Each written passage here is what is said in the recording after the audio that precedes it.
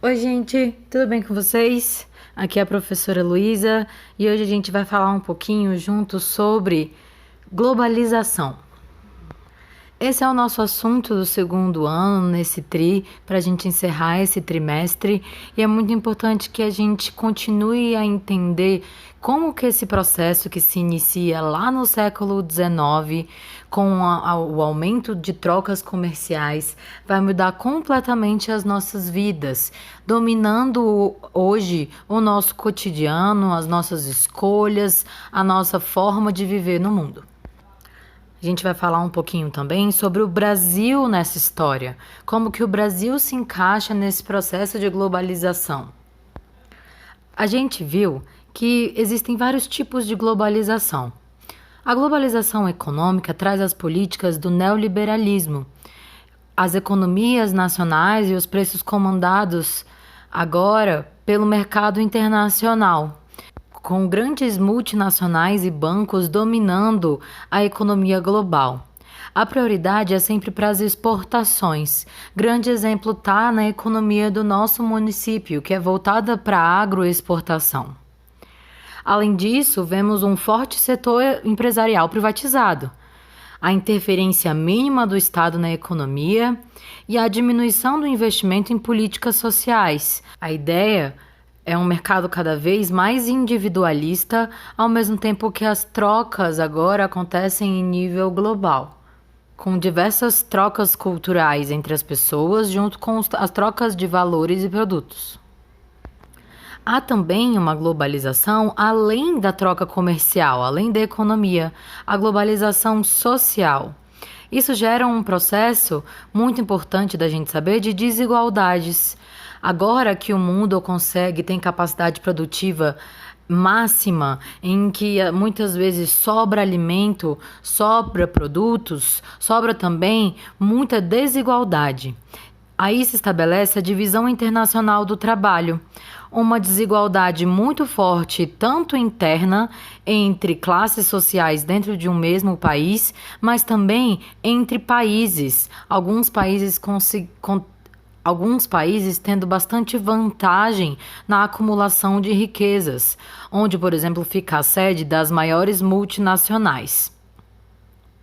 A classe capitalista mundial vai ser exatamente composta por esses bilionários donos das multinacionais, junto com a burguesia estatal, que controla os diversos estados nacionais, os diversos países. A distribuição de riquezas no Brasil e a concentração de renda é um fenômeno extremamente presente no nosso cotidiano e visto com muita clareza, inclusive na estrutura da nossa cidade aí, Nova Mutum.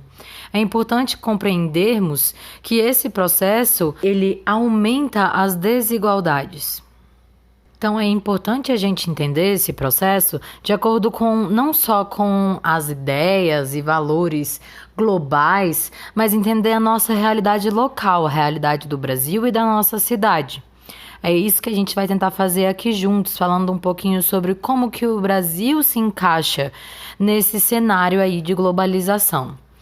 Há diversas políticas de aproximação e cooperação entre diversos países num contexto de aumento da competitividade, tanto política como econômica. Agora os países estão integrados através das trocas comerciais, das informações, mas também agora competem para ver qual núcleo de habitantes consegue acumular o maior número de riquezas.